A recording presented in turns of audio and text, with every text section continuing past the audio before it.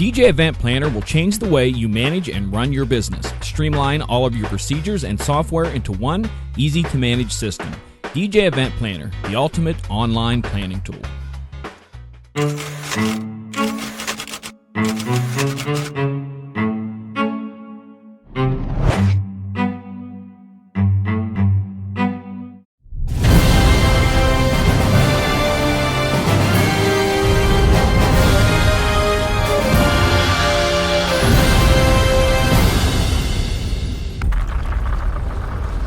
Welcome to DJNTV and Tuesday Night with Ben Stowe. Now introducing the one and only Ben Stowe. Yeah, baby! Yeah.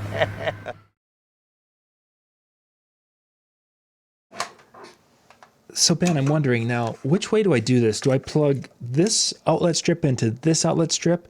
Or do I plug this outlet strip into this one? Because, I want to have at least 20 to 30 outlets. Well, if you plug one into itself, you have perpetual energy. You don't need a generator or anything. You have magic electricity. Would that allow me to run the Millennium Falcon?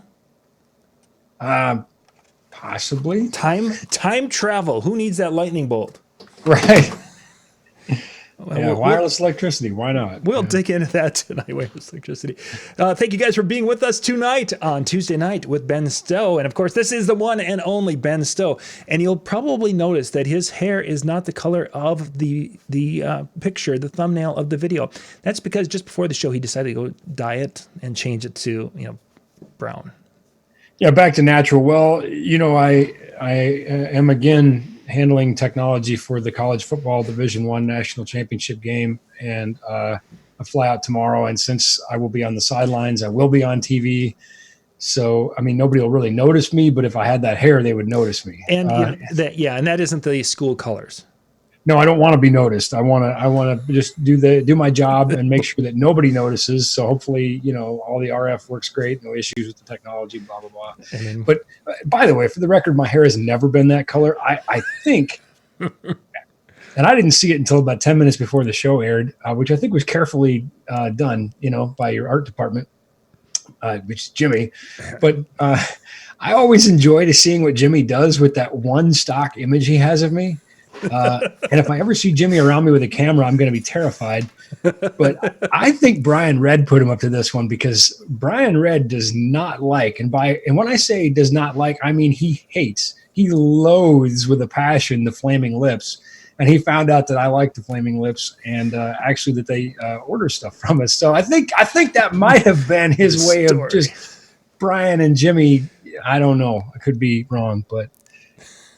You know what? I don't care. It was a good look for me. I think it was. Anything you do with this is an improvement. Honestly, let's just be honest here.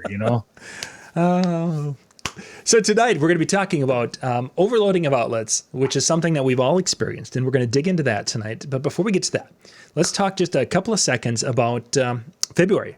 You've been working on a presentation. February, we're going to be doing the DJNTV DJ Conference in Las Vegas and kicking off the event on February 24th, noon. The lights will go down. Then the lights will come back up as Howie makes the custom light show for Ben Stowe. And then this will be good. On the stage will be Ben Stowe. I'm a little nervous about it. I'm not going to lie. This will be new ground, even though I've spoken literally hundreds of times. And I've spoken to thousands of people, even to thousands of people in one room at one time. Mm-hmm. But obviously the main stage presentation is new ground for me. It's not, I can't hide behind my geeky science, and the great thing about science is, the things that we talk about on this show largely are empirical fact, and you can argue with them, but you're wrong. Simple as that. You're wrong. It's just, it's fact, and anyway, at least fact as we know it. And my presentation on the main stage is going to be deeply personal. And this business is personal to me. In fact, that's the topic. It's not business, it's personal. And that's going to be, I think hard, or at least I'm a little bit nervous about it because again, it is going to be personal. I'm going to talk about some things that I probably wouldn't say in front of 1,000 of my closest friends, but I'm going to, and we're going to talk about the struggles of running and growing a business and the joys of that too. Certainly one of my favorite parts of my 25 plus years in the industry is the deep and meaningful friendships I've made. And Right. I'm really excited about that part of it. But to be vulnerable in front of your industry peers, that's kind of scary stuff. Oh, certainly. Certainly it is. And such. So yeah, I'm really looking forward to having a different keynote than what we would expect from Ben Stowe.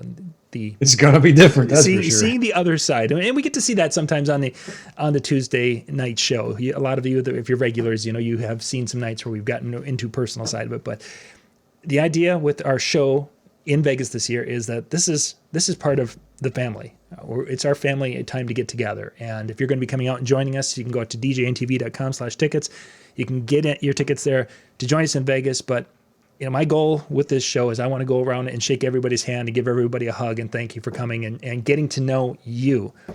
Because the stage, they're all done. They're going to take care of it and they're going to do that thing. My job is to get to meet you guys and talk to you. A lot of the names and faces, put them all together. And that's what I'm looking forward to. And so Ben talking about family and the personal side of business, I think it's going to be an absolute great start to the show.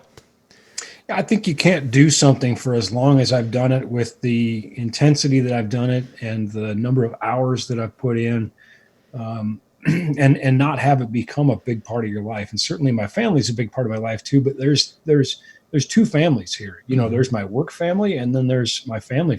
Yep. And, again, these deep and meaningful friendships. So I'm actually, I'm actually really looking forward to my masterclass, because that's, 2 hours or 90 minutes of my comfort zone. Honestly, it's going to be my escape. I'm going to go right back into that. And I'm like, sweet, let's dive into, microphone preamps and feedback. And, that's going to be very comfortable for me. And I think that maybe is kind of funny because other people might see that differently, but again, I'm excited about the main stage. I'm excited, for better or worse, to come out and be real with people. And again, hopefully that resonates. Hopefully they come away understanding how they can grow their business, based on how we've grown ours, and how we can do more together. I think as a community, as a family. So yeah. Great stuff. The information. Let's see, please check at the doors for tomatoes and stuff like that. If you could have security, just as people come through, like magnometers, I'm more concerned about what Bill Herman, who's going to be introducing you. The last time that didn't. Is he still sore about getting electrocuted? No, he doesn't bring it up often. He didn't bring it up. Okay. No, not much. By the way, I don't know if you hear that dinging in the background. I mentioned I fly out to work the college football national championship game tomorrow. That is a friend of mine who lives where the game is, who's texting me to see if I want to go to Rise of Skywalker tomorrow. So there it is. It's actually, he's actually the guitar player from a band that I toured with, and they have tons of hits and they're great guys, and he's a good friend. And anyway, that's that work family I'm talking about, where we met a sound guy and guitar player for a band that sold millions of albums, blah, blah, blah. And he's texting me right now because he knows I'm going to be in his town. He wants to go see the movie. So there it is, right there. That's just, I couldn't have planned that better. So excellent. Yeah. And I'm ignoring him to talk to you, by the way. So that shows you how we rate. And I hope he's not watching the show. I'm pretty sure he's not. So. Yeah, you jerk! I'm watching your show for the first time and you ignore it. Oh, I'd never hear the end of it. So you know what? That's what he gets though, because I was in his city the opening weekend of Mandalorian, and he was supposed to wait to watch it with me, and he didn't. So you know what? Take that. I'm going to ignore you now until the show's over. That's what you get. Rob asked about the hotel discount. Yes. On the page, we have a link on the DJNTV.com/show. I believe there's a hotel link right there you click that and it will take you to the spot.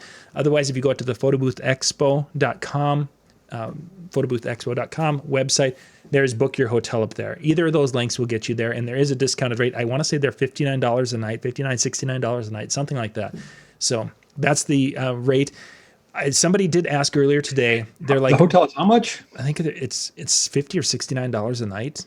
I don't think that is super affordable. Yeah, it's really. It's but this is. I don't want to get this wrong because I have like 4 shows in Vegas in February. But this is at the South Point, right? South Point, yes, we are down at South Point. Ironically, I have a South Point pen on my desk, which is probably from like 10 years ago. But anyway, Yeah, it would have been It's actually a nice place. South Point's a pretty nice place. I haven't been there in a few years, but I mean, that's a good rate. And I'm not saying that as your shill here. I'm not saying that to. I'm just saying, wow, that's a great rate for that's a pretty nice hotel. So. Okay, David said it's 69. Thank you, David. I haven't jumped and checked that. Yeah, it's a very affordable, nice, clean building and such, and it's a good experience. So DJNTV.com/show will take you to the event page. Tickets, DJNTV.com/tickets. All that information for the tickets and the show, discounts and such. The promo code, that's in the description of this video, whichever one you're watching. Go check that out. If you're out at the show, the main convention page, DJNTV.com/show. That's where you'll see the masterclass, what timing that is. And the cool thing about it, like Dave said, he's got the pass for the masterclass, is that if you're in the masterclass with Ben or any of the masterclasses, anything that's going on in the main room during that time, you're going to get access to those videos. So you're not going to miss anything. You'll have to wait a week to get to see the videos, but you're going to be able to take the masterclass, just sit and enjoy and absorb that, knowing that you're not missing anything from the main room. So, okay, we need to get to our topic tonight here. I was delaying it as long as I could. I know, because you were really wanting me to pull out my outlet strips here. Actually, I should have brought the one that, because of we have multiple YouTube channels, for those who do not know, and one of them is a handyman channel. And I get companies from China who send things out. I have no idea it's coming. All of a sudden there's a box, and Lori's like, what did you order this time? Never a good statement to hear from your wife. I'm just going to say it. But 9 chances out of 10, it's probably something coming from one of these companies that send things out. So one little thing that was sent out, I mean, I've seen some of these little round things that have multiple outlets around, 12 outlets, what have you. One of them came out, and it had literally 24 outlets in this cylinder thing. It's an outlet strip with 4 outlets, 6 tiers high, 24 outlets in that thing. How can... I don't know. Well, it comes, and now we're getting right into the topic, but it comes down to amperage. I mean, I suppose you could have 24 low amperage devices in there without much risk. It doesn't sound like a good idea to me. It's just kind of going, it doesn't sound like a good idea. But again, with LED lighting and that sort of thing, now our amperage draw is substantially lower. We'll look at this later, but I have an amperage meter on my desk because of course I do. Of course I do. But anyway, I'm running everything I'm running right now. The computer, audio interface, a couple of monitors, subwoofer, lighting, all that. My consumption right now is 1.7 amps, so it's very low. Mm-hmm. So I'm actually looking to see how many outlets I have on my desk. I was just gonna get a couple of props here together. I have 25 receptacles on my desk. So now, okay, so you have 25 outlets there. How many of those, are they all in the same circuit, or do you have those divided up into different circuits? No, they're all in the same circuit, but they're on sequence stages, so I can turn on and off banks of them. Okay. But I guess to the point of your audio or your power tower thing you've got there, whatever they would call it. Yeah, it's a good way to describe it, I guess. Yeah, I mean, there are 24 receptacles here, 25, excuse me, that are all on the same circuit. But again, it comes down to amperage. I'm using 1.7 amps on a 20 amp circuit. So I have a lot of room before I'm in any real danger of overloading that circuit. And what's nice is, of course, I've got that meter, which is more or less a toy for me at this point, but it tells me, so it's kind of a nice thing. Now, there are power conditioners and power distribution units and things with meters on them that DJs could use to monitor their load at a show. Mm-hmm. So, things like the Furman, the DMC. Measuring voltage is nice just because it shows you what your voltage is from the wall. Although, really, by and large, you can't change that. You can find out if you have a problem, but you can't change that. But monitoring your amperage, that's of real value because that's where you're going to trip the breaker or where you're going to melt things or set things on fire. And as I was, trying to prepare some things for the show in my haste of also trying to prepare for the college football championship, and then NAM is the week after that. So I got a lot of things kind of, going on here. I remembered some pictures that I had of a power distribution equipment that came back damaged. And I thought I might share those with the viewers because oh, cool. So you want me to just do it now? Yeah, let's go, and then we can kind of jump right in. Let's jump into the what could go wrong category here. And Dave made a great point here. Sometimes some of the events are cold, especially up here in Minnesota. I mean, tonight Ben Stowe is probably going to be 10, 15 below. There's nothing like having 24 space heaters plugged in and heating to keep you warm. Yeah, that's a good point. Heaters tend to draw high levels of current, which is that's what amperage is. Amperage is a measure of current. Is the flow of electricity, the speed of the electricity, as it were. Shoot, I had a point, but I lost. Oh, crock pots. Yes, we just had Christmas, and that's always a game of how many crock pots can we run without, or warmers, or that sort of thing. Roasters. How many heating devices can we run until we blow a circuit? So happy to report none this year. I finally got ahead of the curve. It's me against all the women. I've got this little cheese spread that just needs to be warmed up just a little bit now. Where can I plug it into? That's where those amperage meters are real handy. And I'll show some other tools that, again, our viewers represent a really broad cross section. We probably have some licensed electricians that are watching that are going to go, oh, that's amateur stuff. And if you're a licensed electrician, it would be. But then there's other people who are going to go, I am never touching a meter. I don't ever want to know, that sort of thing. So let me share this picture here, and I'm going to pick this one first. And I don't recall if this is my picture or not, but it's actually in the What Were They Thinking album on my Facebook page. And if you can see it. Oh, yes, we can see it. There's a little bit of not only scorching, but a melting kind of formed. Yeah, exactly. Yeah. We can see that this thing got hot and was hot for substantial periods of time as well. Again, not just the scorching, but also the deformity of the plastic. There's actually a story, a news article of a facility. I think it's actually here in my city. Yeah, it is. It's on the north side of town that burned down because a power strip caught on fire. So those very power strips that you were looking at, that power strip itself was the ignition source. Wow. Yeah, it's here again, there's so many different ways and places you can buy these things, and it seems like sometimes you just can't win because some of these power strips are treated with they're designed not to melt or burn, and then those materials are cancerous. And then this one caught on fire and actually was the reason the whole building burned down. Now, this one we can see obviously didn't catch on fire, at least not yet, and didn't burn the place down. Well, of course it wouldn't because you can see the protection lights right there. So it's safe. Still seems to be operating. Yeah, exactly. So, it looks perfectly safe. But this is one example of too much current, too much amperage, we have too much heat. What's interesting is I don't know if a breaker blew or not here, but obviously we generated too much heat. And there's a lot of different ways that manifests itself. If the connectors themselves are not rated for the amount of amperage, they're obviously going to get hot.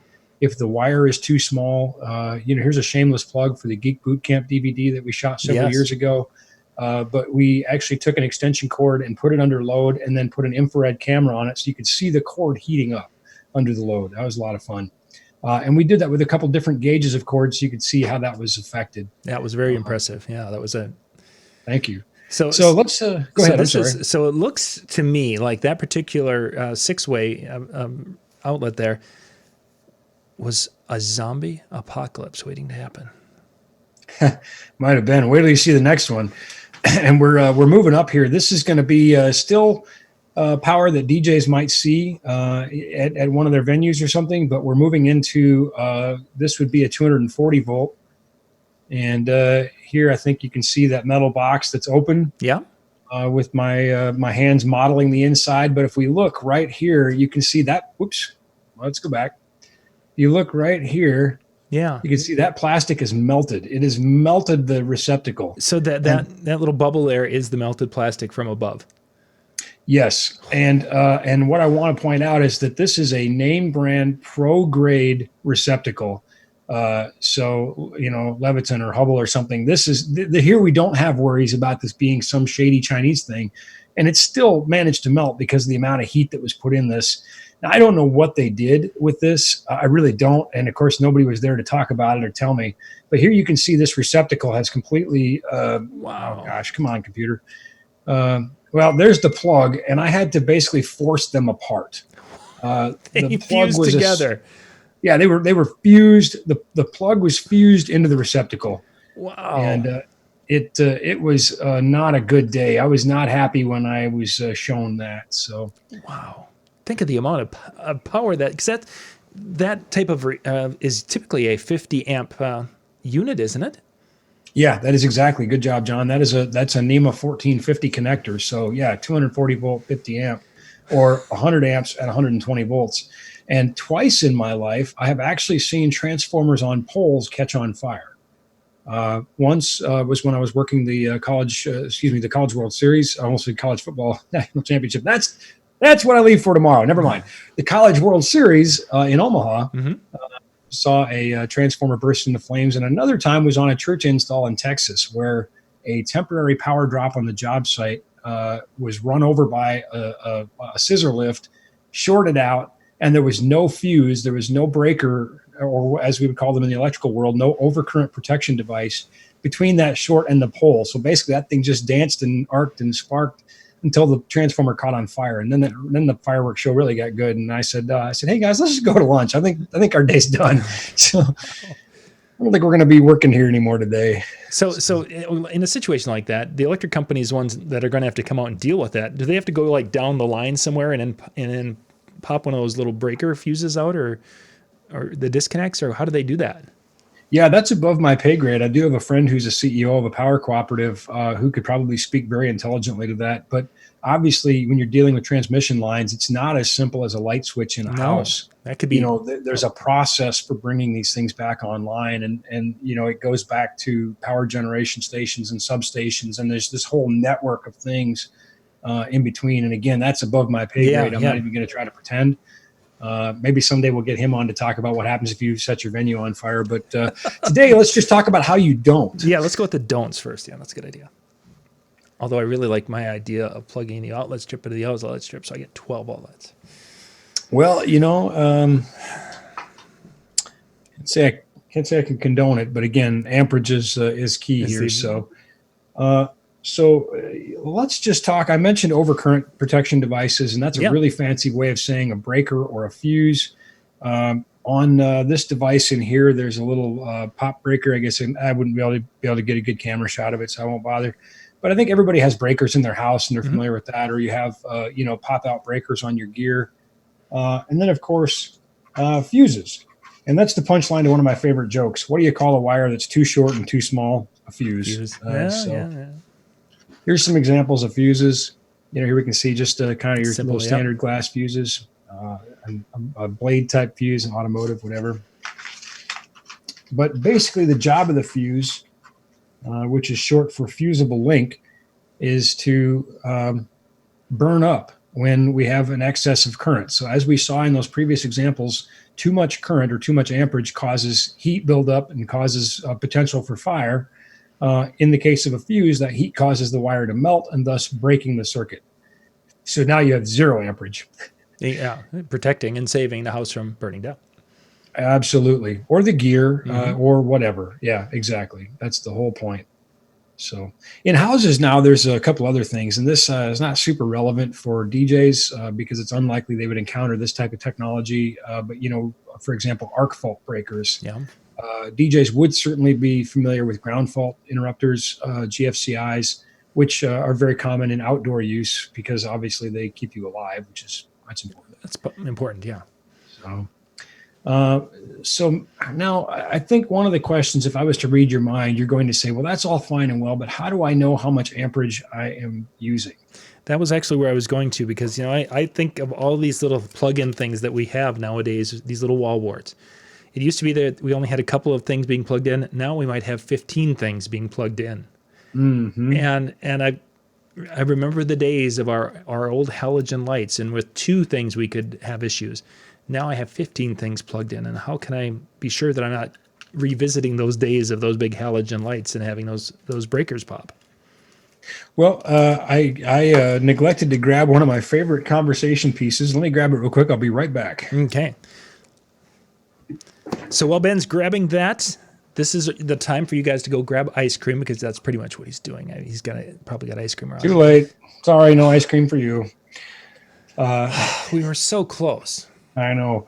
So we've talked about this a lot. We've joked that these guys should be paying us a commission but they're not. I wish they were. But the kilowatt, which will allow us to measure the amperage along with a number of other things, including voltage and wattage, and assuming a power factor of 1 volt amperes equals wattage, but power factor isn't always 1. So let's just leave that out of the discussion for today. But this would allow us to simply plug in our load. So you could plug this into whatever's feeding your 15 devices, and then plug this end into your power supply or the wall, and you could get a reading. You don't necessarily have to measure everything at once. You could just take measurements and make notes. With a sound system, though, if you look at your sound system at idle, you're going to find it's very, very, very low. Mm-hmm. There's virtually no power consumption. So you obviously have to bring it up to a level, and go back and look at some of our shows on amplifiers and wattage, and you'll see where that power draw is going to vary significantly based on the content material of the audio. But again, it's going to get you in the neighborhood. There are other ways to do it. Let me just give you a kind of a behind the scenes tour here of my little home office. So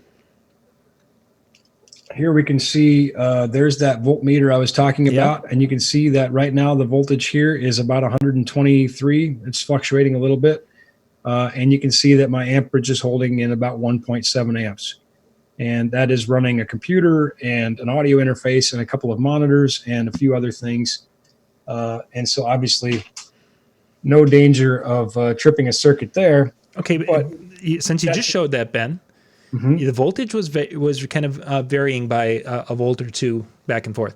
What was causing that variation? Was that from the pole and the transformer out there that was sending somewhere in that range, or is it the computer draw that was making that voltage kind of vary just a little bit? Pretty unlikely that I'm having volt drop occurring from that low of a load, and I don't know what else is on this breaker, but I doubt much else. My guess, as honest as it could be, is it probably just the meter is not super accurate. It's probably it's either moving too fast and it's not taking a long enough average, or it's maybe just not quite that accurate. I remember we got a new distro for the concert production, and we were seeing a lot of weird fluctuation on the amperage on that. Now, your question was on voltage, but I'm going to switch to amperage for a second. Yep. And we called the manufacturer and we said, yeah, this thing is really weirdly fluctuating on amperage. And they said, well, how much amperage?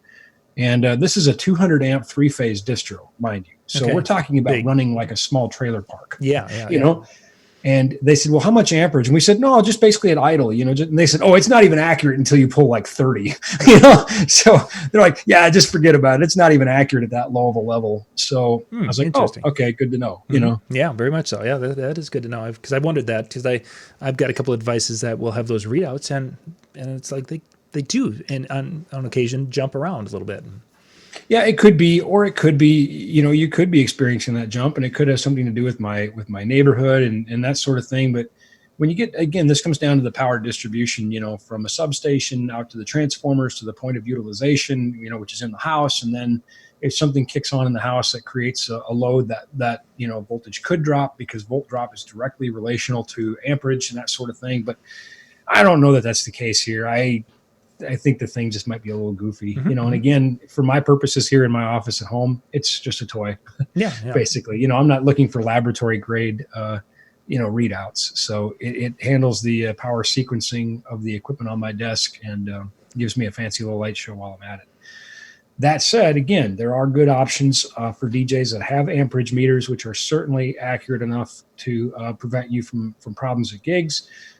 As always, feel free to message me and I'll help guide you to one and, get you a good deal too. So that's an option. For our more advanced users, you can use something like an amperage meter or a clamp meter. And you basically clamp this around a conductor and that will give you a measurement. I'm looking to see if I have a cable close by. Well, let's just pretend. So if I was to use this cable and simply put my clamp meter around it, that's not going to work. And the reason it's not going to work is because inside this jacket are 3 conductors. There is my line conductor, my neutral, and my ground. So anyway, it won't work. You have to isolate the line conductor to measure what's going through it. Okay. And what I've done, which is kind of one of those do not try this at home moments. Again, if you're comfortable with it, you're comfortable with it. But if you're not, don't. I made my own little adapter plug, which has the line isolated here. Oh, sure. Yeah. So I can plug in basically I made my own kilowatt, basically, except that I can use a meter with it and take it wherever I go. So I plug my load in here, plug my supply in here, and then I put my clamp meter over here, and now I can measure what that is. Or in the case of like our 3-phase distros, we can simply go, and we have bigger meters for that. Obviously, this is just a little one for my backpack, but I can go and clamp a meter over each of those 3 phases, and I can look at what that load is. What's being drawn, yeah. Absolutely. So that's more on the advanced side, as it were. Also, by the way, there are devices you can buy that are ready-made versions of this, and they are UL listed and safe and all that sort of thing. So I think I'd probably urge you to do that instead of a make-your-own kind of thing. Right. I think I made that at a job one time when I needed to accomplish it, and I was so happy with what I made, I kept it. So, well, that's a good thing. Yeah, I mean, we've all done that, right? So, and again, if I'm using it, and the only person I'm going to kill is going to be me, so then you'd have to find somebody new for your show, I guess. Exactly. Yeah, that would be a bad thing. That'd be bad. DJ Rez asked about a voltage regulator. Kind of explain what voltage regulator would be and a use for that. All right. So let's imagine a swimming pool, and we've got a hose going into the swimming pool, pouring in water. And then we have a hose coming out of the pool, supplying water somewhere else. And if those 2 hoses are flowing at the same rate, the pool level will maintain a consistent level. Okay. And this is a magic pool that can't overfill, by the way. So the only hose we're really worried about is the one going out. And that's an analogy for my voltage regulator. So the hose coming in is my power from the wall. My hose going out represents my power to your equipment.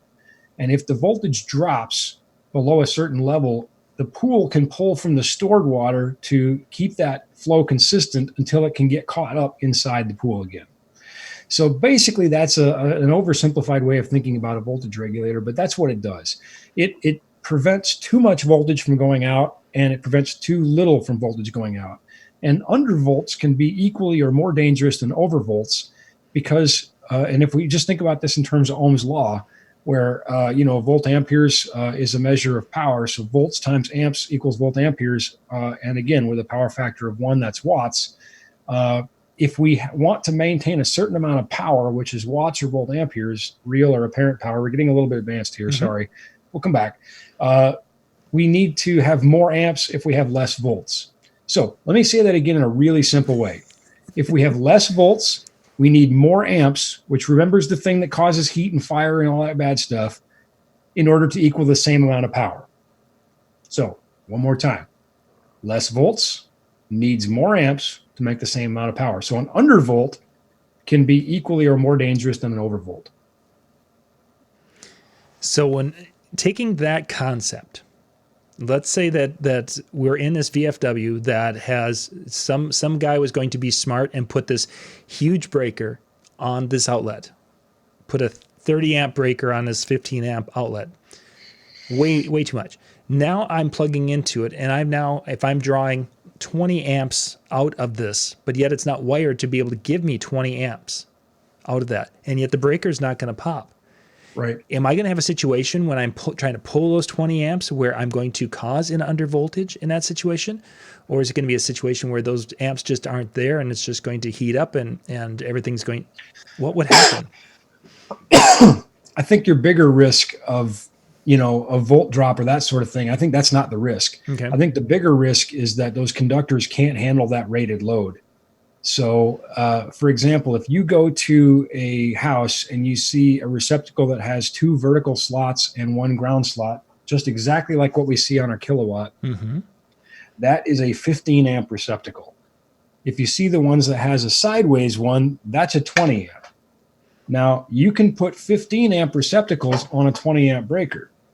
Okay. And you'd say, well, wait a minute, the receptacle is only rated for 15, but the breaker is 20. Why can I do that? Because you could draw from multiple 15 amp receptacles to make your 20 amp load. Sure. However, you can't put a 20 amp receptacle on a 15 amp breaker, because that device would be, by design, capable of pulling more power than the circuit is designed to provide to you. So in this case, what you're talking about is a large breaker and a smaller receptacle, but then a device that draws more than that receptacle is rated to pull. Correct. And that's just a dangerous, potential situation. Again, if that wiring is not rated to handle the capacity of that breaker, the wire could heat up, could melt or combust. And boy, it gets into some really dizzying stuff here, because there's things called, derating, where, for example, if I have an extension cord, gosh, I'm just woefully prepared for this. I'm sorry. But if I have an extension cord that has a 90 degrees Celsius rating on the jacket, and I take it out in the hot Arizona sun, it is already hot before I put electricity into it. So I no longer have the same capacity that I did. So I have to derate the capacity of that, Anyway, bottom line, you should have overcurrent protection in your gear. You'll have breakers, you have circuit breakers or fuses on the gear itself. You'll have them on your distribution equipment or your power conditioners, and so on and so forth, which should prevent something from drawing that great of a load. The wiring in the building, again, we talked about the guy at the VFW here that did that, thought it was a good idea. I'm not sure how to answer that, because I'd like to say we could take it on faith that wiring in venues is good, but we know that's not the case. Exactly. It's better than it was. I would say that. But I guess I don't know what to tell you, other than, use the appropriate cord and plug equipment with the appropriate receptacle. And if you know there is a problem, bring that to the venue's attention and don't use it. Obviously, the pictures we saw earlier were from improper use. There clearly was not the appropriate breaker, and I mean not even close. There probably was no breaker involved when it melted that and fused those 1450s together. I have no idea what they did. Again, nobody wanted to talk to me about it. They just wanted me to clean it up, Fix this. Yeah. Yeah, nobody knew anything, you know what I mean? It's amazing. It just happened. I don't know. We were just in the back, making balloon animals. And all of a sudden the whole world caught on fire. I mean, they're really lucky somebody wasn't seriously injured there. For sure. That could have been ugly. And I mentioned that job in Texas. That was, I think, one of the things that bothered me the most. And I went and I talked to the general contractor, but I said, look, there was no overcurrent protection. There was nothing except the transformer catching on fire stop that. Yeah, stop. Yeah. Yeah, somebody could have been seriously killed. Yeah. I don't know if there's a way to not be seriously killed, but somebody could have been killed or seriously injured. So, whatever. So I guess that's the moral of that story is don't take things always on faith and protect yourself and look out for yourself. Here's the Ben's speech on safety. When you're using a meter, use safety glasses, use gloves. I just saw a post recently, and I don't know the validity of the post, but it certainly seems plausible, where a guy had brought his meter in from sub-zero temperatures, and there was apparently some condensate in the meter, and it caused an arc in the meter, and the meter exploded. And bottom line, if he'd been wearing gloves and safety glasses, there wouldn't have been a post. Might have been a post of just the meter, but his post showed his hand with third-degree burns. Ooh. Yeah, it was ugly. It was bad. Arcs are probably the most dangerous thing that happened in electricity. Yeah, that they are, because they're not forgiving. No, they don't care. They don't care. They don't like you. They don't care. They don't like you or dislike you. They just I mean, they're just electrons. They're just trying to, you know, get to ground. So that's why arc fault breakers are such a big deal now. You know, they find that's where the biggest loss of property in life is with arcs in properties. So bedrooms and that sort of thing. Anyway, I kind of rambled on there a little bit. We talked about a few things. We got any viewer questions to bring us back on track? No, we hit the voltage, and they've been just kind of following along and such. We got a lot of folks watching this evening, so thank you guys for being out there on Facebook or YouTube. Yes, Nick was saying he hopes to never be seriously killed.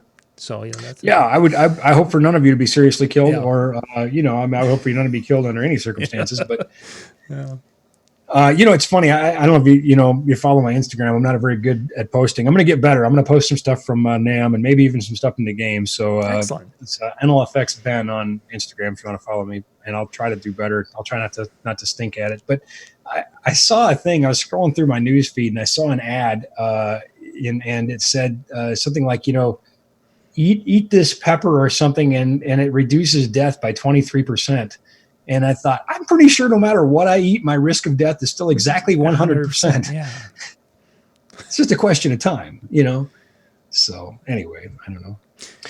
To prevent your imminent death, here are some electrical safety tips. Again, when you're using meters, wear safety glasses and gloves. Always use cords in good repair. Do not use cords that are frayed or damaged. Use the appropriate connector for the load you're using. Put the right connector into the right receptacle. And in general, just don't be a moron, you know? Don't be a moron. Don't be, you know, the Darwin Awards, they give out awards for this. So, Nick, if you are seriously killed, you could win an award for that. But, you know, listen, I'd rather see you here and I'd rather see you in Vegas. Let's have that handshake, a hug, a bowl of ice cream. But for the love of God, please don't kill yourself. Yeah. And worse, you could kill somebody else. And no, it's not. That doesn't make for a good afternoon. No, it's a pretty bad day. So don't do that. Well, Ben, we're going to wrap things up here tonight. Thank you much for your work on this tonight. Next week is NAM week, so you're going to be packing your bag and getting ready to go next week. Yeah, I go right from the game to NAM, and then right after NAM, I've got a class. So I'm going to be in class. I'll be attending a class. But exciting news for our viewers, I think, a little bit. In addition to the numerous certifications and things that I hold, I will be certified to certify. So I will be able to issue a certification that it's one of the AVIXA recognized certifications for HD-based T. So maybe some future training opportunities for our viewers that they could actually get a recognized certification from. So that'll be kind of fun. Yeah, we'll talk more about that after it's all over, so we can kind of explain what that is. We'll see if I want to talk about it after it's over. I don't know. And hopefully, so then you'll be going from that to this, from NAM to that. So maybe in 2 weeks we can maybe get together and do if you could go and do the top 10 picks from NAM. Oh yeah, you know, and Katie's going to be doing videos. Keep an eye on the NLFX Instagram, which is just at NLFX, and Facebook. Watch our YouTube channel. I know that John, we're going to have some stuff for you on the Disc Jockey News TV channel. So as always, keep watching here. But yeah, Katie will have a ton of great stuff from NAM, and then I'll try to sift through my feelings and just sort of come to peace about what my top 10 are. It's always hard when you have so many things at NAM. It's hard to pick 10. Yeah. So we're looking forward to that. So yeah, we will not be doing a Tuesday night with Ben Stowe next week, but in 2 weeks, if everything works out, we'll catch up then. So Ben, safe travels, and thank you guys once again for being with us. Brian and Jay and I will be back and talking about YouTube gear videos here in about 15 minutes. Good night, everybody.